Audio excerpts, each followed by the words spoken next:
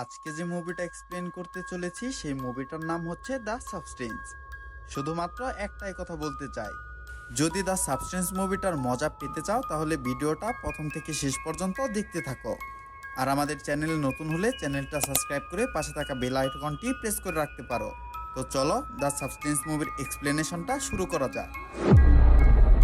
Elizabeth একজন superstar model, যার বয়স বাড়ার সাথে সাথে তার নিম্নতম ক্যারিয়ার বাঁচানোর জন্য এমন এক ফ্লুইড শরীরে ইনজেক্ট করে বসে, যার ফলে তার পিঠ থেকে এলিজাবেথের একটা বেটার ভার্সন জন্ম নেয়। কিন্তু এখন তাদের দুজনকে এক হয়ে বাঁচতে হবে, না হলে তাদের দুজনকে একসাথে মরতে হবে। গল্পের শুরুতে আমাদের দেখানো হয় একটা ডিমের কুসুমের মধ্যে কিছু একটা ইনজেক্ট করলে ডিমের কুসুমটা বিভাজিত হয়ে দুইটা ডিমের কুসুমে পরিণত হয়। আর এইটাই হচ্ছে গল্পের মেন টুইস্ট। কিভাবে সেটা ভিডিওর শেষে জানতে পারবে। অস্কার জয়ী এলিজাবেথ স্পার্কেল সেই সময়কার টিভি ইন্ডাস্ট্রির এক বড় খ্যাতনামা অভিনেত্রীর নাম। তার নামে একটা স্মরণী নামকরণ পর্যন্ত করা হয়েছে। কিন্তু এই টিভি বা মুভি জগতের যত বড় নামই হোক না কেন, সময়ের সাথে সাথে তা বিলীন হয়ে আসে। বিশেষ করে মহিলাদের, তাদের শরীরের রূপ ও যৌবন যতদিন, ক্যামেরার ফ্ল্যাশ ও মিডিয়ার ভিড় ততদিন। তবে সময়ের চক্র ও নিয়তির মতে তাদের বয়স যখন বাড়তে থাকে, মিডিয়া জগৎ যেন তাদের ভুলতে বসে। আর ঠিক তেমনটাই হয়েছে এলিজাবেথের সাথে। বার্থডের দিন শুটিং শেষ করে ফিমেল রেস্টুরেন্টে যাওয়ার সময় সেটা এন্ড থাকায় মেল রেস্টরুমে ঢুকে পড়ে এলিজাবেথ। তখনই শোয়ের প্রডিউসার আসায় এলিজাবেথ লুকিয়ে পড়ে এবং সে শুনতে পায় হার্ভি ফোনে কাউকে বলছে বাম্পি ট্যাপ শোয়ের জন্য তার ভালো এবং হট কাউকে লাগবে। এই বয়স্ক এলিজাবেথকে দিয়ে তার আর কাজ চলবে না। অর্থাৎ এতদিনে দাঁড় করানো ক্যারিয়ারের তার শোয়ের কোনো ক্রেডিট তো দূরের কথা, এলিজাবেথকে সরাতে একবারও ইতস্তত বোধ করলো না প্রডিউসার। হার্ভি চলে যাওয়ার পর এলিজাবেথ পড়ল চিন্তায়। বার্থডের দিন এমন সারপ্রাইজ পাবে সে জন্মেও ভাবেনি। আর সব থেকে বড় কথা, হার্ভি ওকে সরাসরি বলার মতন প্রয়োজনই মনে করেনি। আসলে স্টারদের সব থেকে বড় ভয় ইনসিকিউরিটি, অর্থাৎ ফেম ও সৌন্দর্য হারিয়ে যাওয়া। এলিজাবেথের ক্ষেত্রে ব্যাপারটা ব্যতিক্রম হলো না। বাড়ি ফেরার সময় রোড সাইডে তার ছবি ছিঁড়তে দেখে অসাবধানতাবশত করে বসলো সে একটা অ্যাক্সিডেন্ট। বার্থডের দিন আর একটা ঝটকা। হসপিটালে বেসিক ট্রিটমেন্টের পর কম্পাউন্ডার লাস্ট চেক আপ করার সময় কম্পাউন্ডারের হাতে একটা জন্মদাগ লক্ষ্য করলো এলিজাবেথ। কম্পাউন্ডার হঠাৎ বলে ওঠে, তোমার শরীর একদম সুস্থ রয়েছে, তুমি বাড়ি যেতে পারো। হসপিটাল থেকে বেরিয়ে কোট পকেটে হাত রাখতে এলিজাবেথ দেখতে পায় সেখানে একটা কাগজে মোড়ানো পেন ড্রাইভ রয়েছে, যেটার নাম দ্য সাবস্টেন্স। আর সেই কাগজে লেখা ছিল ইটস চেঞ্জ ইউর লাইফ। কিছু বুঝে ওঠার আগে একজন সমবয়সী লোক তাকে এসে বলল, চিনতে পারছো, আমি ফ্রেড, ক্লাস 10-এ আমরা ক্লাসমেট ছিলাম। ফ্রেডকে ভীষণ উচ্ছ্বাসিত দেখাচ্ছিল, পুরনো বন্ধু বর্তমানে স্টার। আসলে ব্যাপারটা গর্ব করার মতোই। কিন্তু স্কুল লাইফ থেকে শুরু করে এখন পর্যন্ত ফ্রেডের কাছে এলিজাবেথই পৃথিবীর সব থেকে সুন্দরী মেয়ে। এলিজাবেথ তাকে পাত্তা না দিলেও ফ্রেড তার নাম্বারটা একটা কাগজের টুকরোর মধ্যে লিখে দিয়ে যায়। বাড়িতে এসে নিজের কিং সাইজ ছবির দিকে তাকিয়ে কিছুক্ষণ ভাবার পর এলিজাবেথ পেন ড্রাইভটা টিভিতে লাগিয়ে দেখতে বসলো। ডেমোর স্টার্টিংটা ছিল ঠিক এরকম। তুমিও কি নিজের বেটার ভার্সন হওয়ার স্বপ্ন দেখো, যা তোমার থেকেও সুন্দর ও পারফেক্ট হবে, যেটা শরীরে ইনজেক্ট করার সাথে সাথে শরীরের নতুন পোটেনশিয়াল আনলক করে কোষ বিভাজনের মাধ্যমে শরীর থেকে তোমার একটা বেটার ভার্সন জন্ম নেবে। তবে এটার সাথে আবার কিছু নিয়মও রয়েছে। দুটো বডি, অর্থাৎ তুমি এবং তোমার আদার সেলফকে প্রতি এক সপ্তাহে সুইচ করতে হবে। মেইন বডি বা ম্যাট্রিক্স যে সপ্তাহে অ্যাক্টিভেট থাকবে তখন আদার সেলফ ঘুমন্ত বা হাইবারনেশনে চলে যাবে। আবার পরের সপ্তাহে আদার সেলফ অ্যাক্টিভেট থাকলে মেন বডি হাইবারনেশনে যাবে। তবে এইখানে একটা টুইস্ট আছে। 7 দিন হাইবারনেশনে থাকার সময় দুইজন একে অপরকে ফুড সাপ্লাই করবে। আর আদার সেলফ যেহেতু মেন বডিরই একটা অংশ, তাই ও যখন অ্যাক্টিভেট থাকবে তখন 7 দিন নিজেকে স্টেবল রাখার জন্য মেইন বডির কোষেরকা থেকে স্টেবিলাইজার ফ্লুইড বের করে নিজেকে ইনজেক্ট করতে হবে। বেসিক্যালি এই স্টেবিলাইজারটাই হলো আদার সেলফের ফুড, অর্থাৎ তারা দুজনেই একে অপরের উপর নির্ভরশীল। তাদের মধ্যে কেউ একজন যদি চিট করে তাহলে ফলাফল তাদের দুজনকেই ভোগ করতে হবে। তাই ব্যালেন্স রাখাটা জরুরি, আর না হলেই বিপদ। কিন্তু সবশেষে এটা মনে রাখতে হবে, মেন বডি হচ্ছে ম্যাট্রিক্স, অর্থাৎ তোমার ইচ্ছাতেই সবকিছু হবে। তোমার আদার সেলফ কি করবে না করবে সেটা নির্ভর করছে তোমার চিন্তাধারা এবং তোমার মনের ভেতর কি চলছে সেটার উপর। আর এইসব দেখে এলিজাবেথের পছন্দ না হওয়ার কারণে সে পেন ড্রাইভটা ডাস্টবিনে ফেলে দেয়। আসলে এখন সময়টা খুব একটা ভালো যাচ্ছে না। আশেপাশের মানুষজন তাকে ভুলতে শুরু করেছে। আশেপাশে থাকা কাপলগুলোকে একত্র হতে দেখে নিজেকে নিয়ে যেন হতাশার সাগরে ডুব দেয় এলিজাবেথ। কিন্তু এটাই তো প্রকৃতির বাস্তব নিয়ম, যেটাকে কখনোই রিভার্স করা সম্ভব নয়। আসলে বয়স বাড়ার সাথে সাথেই কিছু জিনিস আমাদের নিজেদেরকেও মানিয়ে নিতে হয়। এলিজাবেথের পক্ষে যেন সেটা মানা সম্ভব হচ্ছে না। তার ইচ্ছেগুলো যেন ধীরে ধীরে শেষ হয়ে যাচ্ছে। ওই রাতে এলিজাবেথ দ্বিতীয় কিছু না ভেবে পেন ড্রাইভে দেওয়া নম্বরটিতে কল করে দ্য সাবস্টেন্স অর্ডার করলে কোম্পানির লোকটি তাদের নির্দিষ্ট লোকেশন দিয়ে ফোনটি কেটে দেয়। হ্যাংওভার করে সকালে ওঠার পর মনটা খারাপ হয়ে যায় পেপারের বিজ্ঞাপন দেখে। পাম্পিট অ্যাপ শোয়ের জন্য প্রডিউসার নতুন মেয়ে খুঁজছে। নজর গেল টেবিলে রাখা একটা কার্ডে, যেটায় লেখা রয়েছে 503 নাম্বার একটা নম্বর। ওটা নিয়ে এলিজাবেথ দ্য সাবস্টেন্সের দেওয়া লোকেশনে আসলে নোংরা গলির শেষ প্রান্তে এসে কার্ড সোয়াইপ করে ভেতরে ঢুকলো। তবে বাইরেটা যেমন নোংরা কাদা সাদামাটা মনে হচ্ছিল, ভেতরে কিন্তু তার পুরোপুরি ভিন্ন। আর সেখান থেকে 503 নাম্বারের একটা টুল বক্স থেকে একটা কিছু নিয়ে এলিজাবেথ বাড়ি ফিরে আসলো। আসলে এলিজাবেথ সেখান থেকে দ্য সাবস্টেন্সের কিটটা নিয়ে এসেছে। আর এই কিটের ভেতরে ইউজার ম্যানুয়াল এবং দ্য সাবস্টেন্স লিকুইডটা রয়েছে। আর এই কিটটা খুলতে এলিজাবেথ দেখতে পায় সেখানে ইউজার ম্যানুয়াল এবং সাবস্টেন্স নামক ফ্লুইডটা রয়েছে। যেমন অ্যাক্টিভেটর, স্টেবিলাইজার, নিজের ও আদার সেলফের জন্য 7 দিনের ফুড এবং সুইচ করা জিনিসগুলোর সাথে কিছু সতর্কতা, যে পুরো বিষয়টার জন্য কিন্তু সর্বদা তুমিই দায়ী। কারণ you are one, other self তোমারই চিন্তার অংশ। শুধুমাত্র তার বডি বাদে স্বভাব, চরিত্র, চলাফেরা সবকিছুই এলিজাবেথের।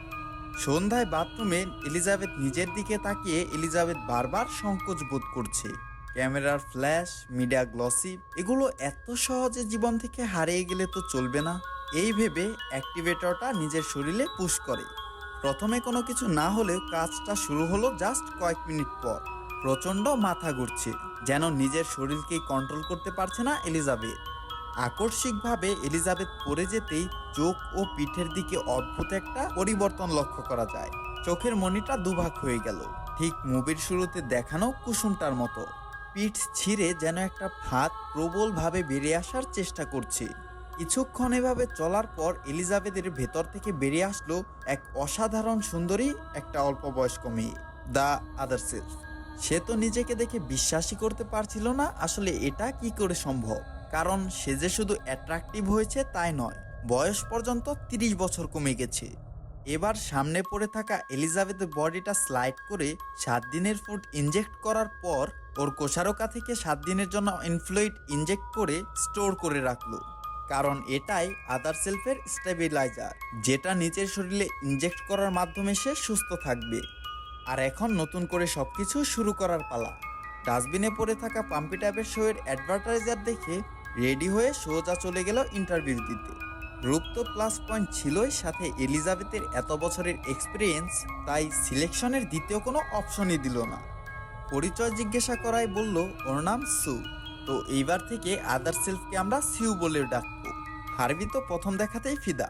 তবে সিউ 7 দিনের ব্যাপারটা তো সবাইকে বলতে পারবে না, তাই সে কাজের কিছু স্পেশাল শর্ত রাখলো। প্রতি মাসের 2 সপ্তাহ সে শহরের বাইরে থাকবে অসুস্থ মায়ের সেবা করার জন্য, যেটা অবশ্য হার্বিও দ্বিমত করলো না। রাতারাতি ফটোশ্যুট এবং পোস্টারে ছড়িয়ে পড়লো সিয়ের রূপের ঝলক। এলিজাবেথ যেন এখন অতীত। আর এইভাবেই কেটে যায় 6 দিন।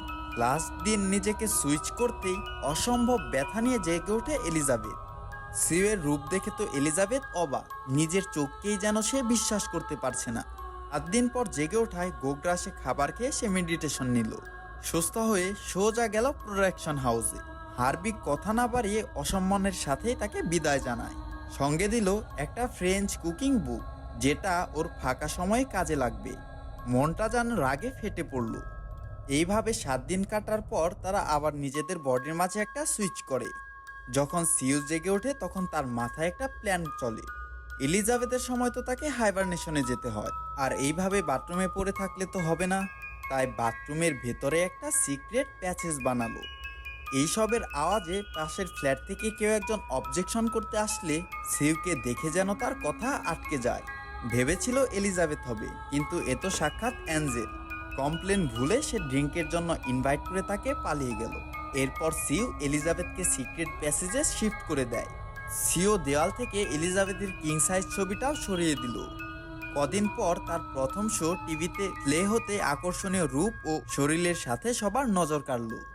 সকলের মায়াজালে পুরো সপ্তাহ কাটানোর পর আজ দিন এলিজাবেথকে রিক্সে ফেলে সিও বেরিয়ে গেল পার্টি করতে। সারা রাত নেশা করে ফিরল ট্রয়কে নিয়ে। এলিজাবেথ যখন ফুডের শেষ টান দিচ্ছে তখন সিও শারীরিক লালসায় বিলীন, কিন্তু ফিজিক্যাল হতে যাওয়ার সময় নাক থেকে রক্ত পড়া শুরু করলো। মাথা যন্ত্রণায় ঘুরপাক খাচ্ছে, কারণ 7 দিনের স্টেবিলাইজার শেষ। তাই আজ প্রথম সিও রুল ব্রেক করলো। 7 দিন শেষ হওয়ার পরও এলিজাবেথকে সুইচ না করে উল্টো এলিজাবেথের শরীর থেকে স্টেবিলাইজার বের করে নিয়ে নিজের শরীরে ইনজেক্ট করলো। কিন্তু সমস্যার শুরু তো এইখানেই। আসলে দুইজনের মধ্যে যখন কেউ একজন চিটিং করবে তখন অপরজন দুঃস্বপ্ন দেখে উঠবে। আর সিও যত চিট করে এক্সট্রা ফুড নিজের শরীরের উপর ইনজেক্ট করবে তার প্রভাব পড়বে মেন বডির উপর, অর্থাৎ এলিজাবেথের উপর।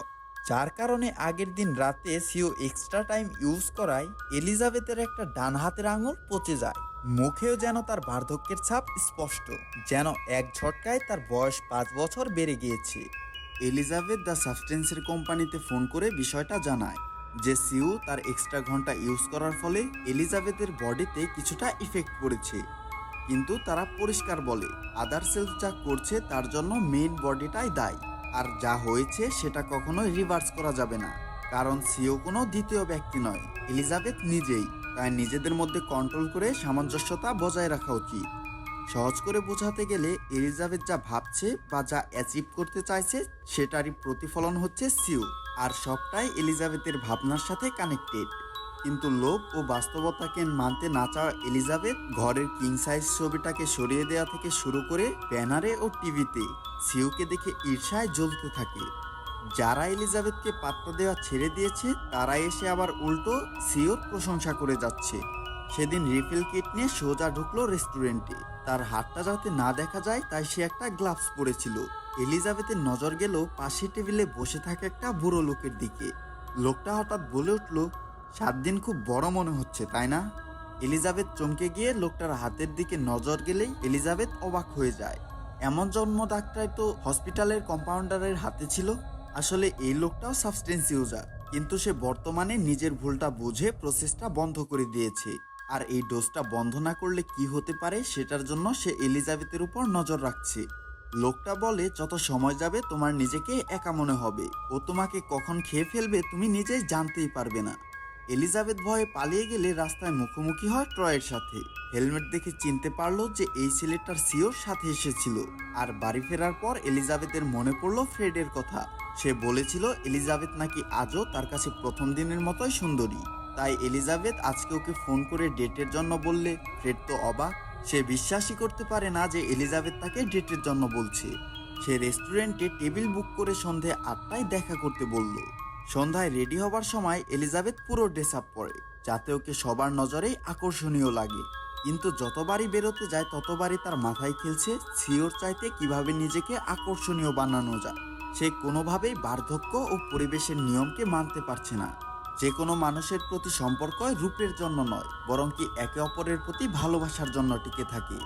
কিন্তু এসব না বুঝে ও বিরক্ত হয়ে মেকআপ বিগড়ে বাড়িতেই বসে রইল। আর ওইদিকে বেচারা ফ্রেড সারাক্ষণ অপেক্ষা করে বাড়ি ফিরে যায়। এলিজাবেথ নিজের ক্ষতি করার আগেই বড় সুযোগ আজ নিজের অজান্তেই মিস করলো। এলিজাবেথ রাগে সারা রাত রোস্টার চিকেন খেয়েই কাটিয়ে দেয়, এটা জানা সত্ত্বেও যে এখন তার এক্সট্রা টাইম চলছে। এরপর সুইচ করে সিও রেকর্ডিংয়ে গেলে আচমকা তার এক সাইডে একটা মাংসপিণ্ড ফুলে ওঠে, যার জন্য মাঝপথে রেকর্ডিং থামিয়ে ভয়ে বাথরুমে এসে নিজের নাভির ভেতর দিয়ে একটা চিকেন লেগ পিস টেনে বের করতেই ঘুম থেকে উঠে দেখে এটা একটা দুঃস্বপ্ন। আগেই বলেছি, দুজনের মধ্যে কোনো একজন বেশি এক্সট্রা টাইম ইউজ করলে হাইবারনেশন কাটে কোনো একটা দুঃস্বপ্ন দিয়ে। বাড়ির অবস্থা দেখে মেজাজ চড়ে গেল। এলিজাবেথের মতো সিও দ্য সাবস্টেন্সের কাছে অভিযোগ করলে তারা আবারও তাদেরকে বলে, মনে রেখো এখানে তোমরা একজন, এখানে দ্বিতীয় কেউ এক্সিস্ট করে না।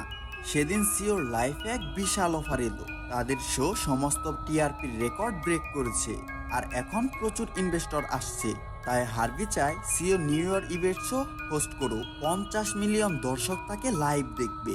ক্যারিয়ারের সর্বোচ্চ উচ্চতায় পৌঁছে গিয়েছে বর্তমানে সিও, আর এখানে একটু ভুল করা মানেই সব শেষ।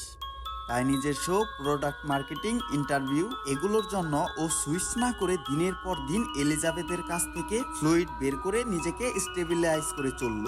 ক্রমাগত সূচ ফোটানোর কারণে এলিজাবেথের ক্ষতস্থানে পচন ধরে যায়। অবশেষে 3-4 সপ্তাহ পর সুইচ করলে দেখে এলিজাবেথের শুধু বয়স নয়, তার অর্ধেক শরীর প্রায় নষ্ট হয়ে গিয়েছে। তা সাবস্টেন্সের কাছে সে আবার অবজেকশন জানায়, আর তখন তারা বলে সে চাইলে এখনই সে এই প্রসেসটা বন্ধ করতে পারে, কিন্তু তার বর্তমান অবস্থা একই থাকবে। কিন্তু লোভ, লালসা ও চাওয়া পাওয়ার রেখা টানতে এলিজাবেথ সেটা কখনোই চাইতো না। হোক না শরীরের ক্ষতি, তার দরকার শুধু খ্যাতি। কারণ সময়ের সাথে যেমন করেই হোক নিজেকে প্রাসঙ্গিক রাখতে হবে। আর সবথেকে বড় কথা, সিও যা করছে সবটাই তো এলিজাবেথের কারণে। আসলে তারই লোভের প্রতিকৃতি সিও। তাই অলওয়েজ রেসপেক্ট দ্য ব্যালেন্স। এইভাবে আরো কিছুদিন কাটলো। ওর পক্ষে হেঁটে যাওয়া প্রায় দুষ্কর হয়ে পড়েছে। নিজের পাটা নিজেকেই টেনে তুলতে হয়।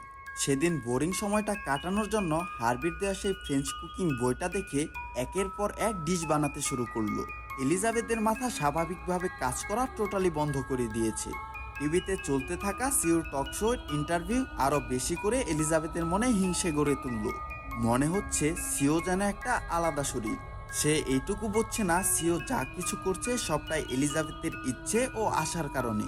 কিন্তু জিনিসটা আরো খারাপ পর্যায়ে গেল যখন ইন্টারভিউয়ারের প্রশ্নে সিও বলল এলিজাবেথ যেহেতু বয়সে তার থেকে অনেক বড়, তাই সিওর মা এলিজাবেথের ফ্যান ছিল, সে নয়। আর সাথে তার অসাধারণ রূপের কারণ তার সিম্পলিসিটি। ব্যাস, এটাই যথেষ্ট ছিল এলিজাবেথের নিজের উপর থেকে নিয়ন্ত্রণ হারানোর জন্য। সে গোটা রুম নোংরা করে সারা জায়গায় ডিম ছিটিয়ে চারিদিকে পেপার দিয়ে আটকে দেয়। এলিজাবেথ এখন সত্যিকারের উন্মাদ। এরপর সুইচ করতেই ঘটল ভয়ানক কাণ্ড। সারা বাড়ির অবস্থা দেখে সিও রেগে যতটা সম্ভব এলিজাবেথের শরীর থেকে ফ্লুইড বের করে স্টোর করে নিল। সময় গড়িয়ে এখন 3 মাস। কাল নিউ ইয়ারে ইভেন্ট শো। তাই আজকের রাত সিও ভালোভাবে পার্টনারের সাথে কাটাতে চায়। কিন্তু তখনই মাথা ব্যথা শুরু হলে সে বুঝতে পারে স্টেবিলাইজার শেষ। নিজেকে সামলে ফ্লুইড কালেক্ট করতে গিয়ে দেখে এলিজাবেথের শরীর থেকে ফ্লুইডের জায়গায় পচা রস বের হচ্ছে। কারণ বিগত 3 মাস সে একবারও এলিজাবেথের সাথে সুইচ করেনি। ফলে ফুড না পাওয়ায় এলিজাবেথের অবস্থা কি হয়েছে সেটা কল্পনার বাইরে। তবে এমন বিপত্তি ঘটবে সিও নিজেও সেটা ভাবেনি। কারণ আজকের রাত তো দূরের কথা, কালকের শো সে অ্যাটেন্ড করবে কিভাবে। সাথে সাথে দ্য সাবস্টেন্স কোম্পানির কাছে স্টেবিলাইজার ডিমান্ড করলে তারা স্পষ্ট জানিয়ে দেয় সুইচ না করায় সে অন্তিম পর্যায়ে চলে গিয়েছে। আর এখন ফ্লুইড পেতে গেলে তাকে না চাইতেও মেন বডির সাথে সুইচ করতে হবে, তাহলেই নর্মালভাবে ফ্লুইড ক্রিয়েশন শুরু হবে। আর এই ছাড়া দ্বিতীয় কোনো অপশন নেই। কিন্তু সিও নিজেও জানে এই মুহূর্তে সুইচ করা সম্ভব নয়, কারণ এলিজাবেথ কি করবে তার ঠিক নেই। আর তার উপর কালকেই তার শো। কিন্তু ক্যারিয়ারের কথা ভেবে না চাইতেও তাকে সুইচ করতে হয়। এরপর যা হওয়ার সেটাই হলো। এলিজাবেথের অবস্থা চোখে দেখার মতন নয়। সে এক প্রাগৈতিহাসিক জীবে রূপান্তরিত হয়েছে। ছেলেটা গোঙানির আওয়াজ শুনে বাথরুমে আসার আগেই দরজাটা লাগিয়ে দিলেই এলিজাবেথের ভয়ঙ্কর চিৎকার শুনে সিয়ের কি হলো সেটা না দেখেই ছেলেটা পালিয়ে যায়। আসলে রূপ দেখে ভালোবাসলে যা হয় আর। এলিজাবেথ চলার শক্তি প্রায় হারিয়ে ফেলেছে। বাইরে এসে দ্য সাবস্টেন্সকে ফোন করে বলল ইমিডিয়েটলি আমি এই প্রসেসটা বন্ধ করতে চাই। ওরাও কিট ডেলিভারি করবে বলে জানিয়ে ফোনটা রেখে দিল। তবে এত কিছুর মাঝেও নিজের প্রতি ভালোবাসা একটুও কমেনি। তাই কিং সাইজ ছবিটা আগের জায়গায় রেখে পরের দিন বেরিয়ে গেল ফাইনাল কিট আনতে। বেরিয়ে আসার আগে সিওকে টার্মিনেট করতে গিয়েও সে থেমে গেল। মনে পড়ছে এতদিনের খ্যাতি, ক্যামেরার ফ্ল্যাশ ও তাকে নিয়ে উন্মাদনা। এই মোহ থেকে এলিজাবেথ আজও বেরোতে পারেনি। তাই টার্মিনেট ফ্লুইডটা তার শরীরে বেশিরভাগ ইনজেক্ট করার পরেও ব্যানারে লাগানো নিউ ইয়ার ইভেন্টের শোয়ের ছবিটা দেখেই থেমে যায়। দ্রুত সিওর সাথে সুইচ করতেই ঘটল আরেক কাণ্ড। কারণ দুজনের মধ্যে কেউই হাইবারনেশনে যায়নি। সিও যখন দেখে এলিজাবেথ ওকে মারার চেষ্টা করেছে তখনই সব রাগ উগড়ে দিল। একের পর এক লাঠি হাতাহাতির পর বাথরুমে এসে আয়নার মধ্যে নৃশংসভাবে এলিজাবেথের মাথা ঠুকে ও কশরকার ক্ষতস্থানে পিটিয়ে তাকে মেরে ফেলল। তখনই হুঁশ ফিরতেই মনে আসে ভয়ানক কাণ্ড হয়ে গিয়েছে। এখন নিউ ইয়ার্স ইভেন্টের শুটিং আর স্টেবিলাইজার শেষ, যেটা এলিজাবেথ ছাড়া তৈরি করা সম্ভব নয়। ড্রেস আপ করে শুটিং করতে আসতেই সিওর অবনতি ঘটতে শুরু করলো। ভেঙে বেরিয়ে আসতে থাকে একের পর এক দাঁত। যে স্মাইলের চর্চা গোটা টিভি জগতে হতো সেটা এখন শেষ। আর এদিকে বাইরে ওয়েটিং করছে হার্বি সহ শোয়ের সকল ইনভেস্টর। আর তখনই মনে পড়লো অ্যাক্টিভেটরের কথা, যা থেকে তৈরি হবে দ্য পারফেক্ট আদার সেল। রাগে পাগল হয়ে আসার পথে খুলে পড়লো কান। আনস্টেবল অবস্থায় বাড়ি এসে কিছু না ভেবেই শরীরে ইনজেক্ট করলো দ্য সাবস্টেন্স অ্যাক্টিভেটর। কিন্তু সে ভুলে গিয়েছিল অ্যাক্টিভেটর শুধুমাত্র মেইন বডি অর্থাৎ ম্যাট্রিক্সে কাজ করে, আদার সেলফে নয়। ফলে রেজাল্ট হলো ভয়াবহ। তখন জন্ম নিল সিও আর এলিজাবেথের মধ্যে মিশ্রণ হয়ে 3 হাত পাওয়ালা একটা অসার জন্তু। শারীরিক অঙ্গগুলো নিজের স্থানে না থেকে অন্য স্থানে রয়ে গিয়েছে, যেমন পেটের মধ্যে দাঁত, পিঠের মধ্যে হাত, আর বুকের মধ্যে এলিজাবেথের অর্ধেক মাথা। কথা বলার সামর্থ্য নেই, কিন্তু ক্যামেরার সামনে আজকে কি বলবে সেই চেষ্টা আবারও করে চলেছে। কারণ আজ স্বপ্ন পূরণের রাত, আর আজকে সবাই তার জন্য অপেক্ষা করছে। খ্যাতি, রূপ ও নিজেকে প্রাসঙ্গিক রাখার পাগলামির জন্য প্রিয় ড্রেসটা পরে মেকআপ সহ এলিজাবেথের কিং সাইজ ছবিটা মুখে লাগিয়ে জয়েন করলো ইভেন্টে। হিংসের চুটে শুধু এলিজাবেথ নয়, সিও নিজেও বুঝেনি তারা একে অপরের জন্য এসব অর্জন করেছিল, কারণ দে আর অনলি ওয়ান। হার্বিও তখন উৎসাহের সাথে দর্শকের মাঝে বসে অপেক্ষা করছে তার নিজের তৈরি টিভি জগতের সেরা নারীকে গোটা পৃথিবীর সামনে তুলে ধরার জন্য। সময় মতো লাইটগুলো অফ হয়ে ক্যামেরার স্পটলাইট ফোকাস করতেই স্টেজে আগমন হলো তার। অনেক কষ্টে ওপেনিং স্পিচ দিতে গেলে আওয়াজ শুনে তো সবাই অবাক, আরে সেও কি বলতে চাইছে। তখনই মুখ থেকে পোস্টারটা খুলে যেতেই উপস্থিত সবাই তাকে মনস্টার বলে চেঁচিয়ে ওঠে। তারা বাপের জন্মেও এমন জিনিস দেখেনি। ওর চোখ ফেটে বুকের অংশ খুলে বেরিয়ে আসতেই চারদিকে ভয়ঙ্কর পরিস্থিতি শুরু হয়ে গেল। ভয়ে সবাই চিৎকার করে এদিক ওদিক ছোটাছুটি করছে। তাকে মেরে ফেলার উপক্রম হলে সিও কোনো মতে তাদেরকে বোঝানোর চেষ্টা করলো যে আমি কোনো মনস্টার নই, আমি তোমাদের প্রিয় সিউ, ওরপে এলিজাবেথ স্পার্কেল। একটা সময় ভিড়ে ধাক্কাধাক্কির পর একজনের মুন্ডু ফাটিয়ে দিলে শরীরের ভেতর থেকে জন্ম নেয় আরো একটা বিকৃত মাথা। শরীর থেকে ফিমকি দিয়ে রক্ত দর্শকের মাঝে ছড়িয়ে পড়ল। কিন্তু পাগল এলিজাবেথের তখনও মনে হচ্ছে ক্যামেরা, দর্শক ও স্পটলাইটের মাঝে সেই আজকের সেরা আকর্ষণ। হলরুমে চলতে থাকা হলওয়ে দিয়ে ছুটে চলা অশান্ত শরীরটা রাস্তায় হুমড়ি খেয়ে পড়তেই টুকরো হয়ে গেল। বেঁচে রইল শুধু এলিজাবেথের অর্ধেক মাথা। শত চেষ্টা করে সেটাকে টেনে আনলো এলিজাবেথ স্পার্কেল স্মরণের উপর। শেষবারের মতন সে আকাশটা দেখলো। মনে এখনো ঝড়ের গতিতে বয়ে চলেছে স্মৃতি রোমান্থন। খোলা আকাশের চাঁদ যেন একটা স্পটলাইট, আর আকাশে থাকা তারাগুলো সমস্ত মানুষের ভিড়ে থাকা মিডিয়ার ফ্ল্যাশ। খ্যাতি ও সৌন্দর্যের মায়াজালে আবদ্ধ এলিজাবেথ যেন সেই অব্রদেয়া কাচের সুপিস্টার মতো। সিওর মিষ্টি হাসি ঢাকতেই এলিজাবেথ শেষ নিঃশ্বাসটাও ফেললো মুখে হাসি রেখে, যাতে ইতিহাসের পাতায় সবাই মনে রাখে এলিজাবেথ স্পার্কেল একজনই ছিল আর থাকবে। মনে আছে গল্পের শুরুতে বলেছিলাম যেখান থেকে শুরু সেখানেই তার শেষ।